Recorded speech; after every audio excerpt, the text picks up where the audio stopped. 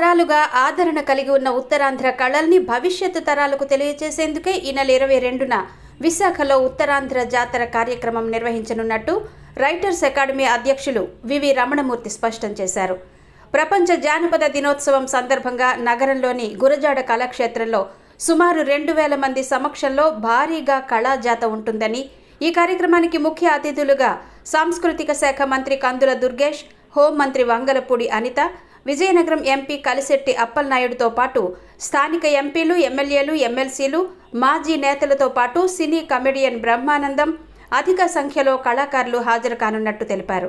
కళా సంఘాల ప్రతినిధులతో కలిసి రమణమూర్తి పౌర గ్రంథాలయంలో శనివారం మీడియాతో మాట్లాడారు.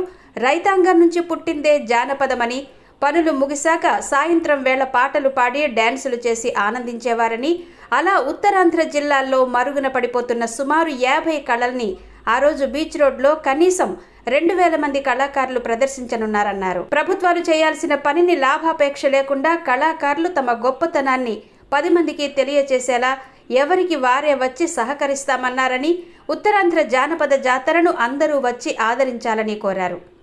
ఉత్తరాంధ్ర ప్రాంతంలో ఉన్న కళలు అద్భుతమని, అవి మరెక్కడా లేవని, పిల్లల నుంచి పెద్దల వరకు మహిళలు, జాలర్లు, రైతులు వచ్చి తమ కళల్ని ప్రదర్శిస్తారని రమణమూర్తి పేర్కొన్నారు.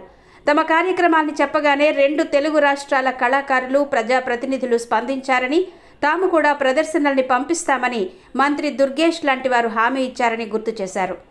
ఉత్తరాంధ్ర కవిత్వం ప్రతిధ్వనించేలా కళారూపాలుంటాయని, వంగపండు జానపదాల్ని మరచిపోకుండా ఆయన వారసుడు కూడా కళల్ని ప్రదర్శిస్తారన్నారు. బీచ్ రోడ్లోని విశ్వప్రియ ఫంక్షన్ హాల్ నుంచి గురజాడ కళాక్షేత్రం వరకు సుమారు 1.5 కిలోమీటర్ల మేర వివిధ ప్రదర్శనలుంటాయన్నారు. ర్యాలీలు కొనసాగుతాయన్నారు. 400 మంది కార్యకర్తలతో పాటు ఎన్సీసీ, స్కౌట్లు, సత్యసాయి సేవా సమితి ఆధ్వర్యంలో సేవా కార్యక్రమాలుంటాయని, కళాకారులతో పాటు అతిథులకు భోజనం, అల్పాహార సౌకర్యం ఉంటుందని చెప్పారు.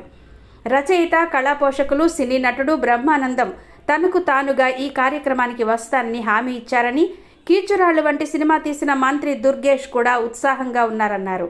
తూర్పు భాగవతం వంటి ప్రదర్శనలతో పాటు మనకు తెలియని, మన మధ్య ఉన్న అనేక ప్రదర్శనలున్నాయన్నారు.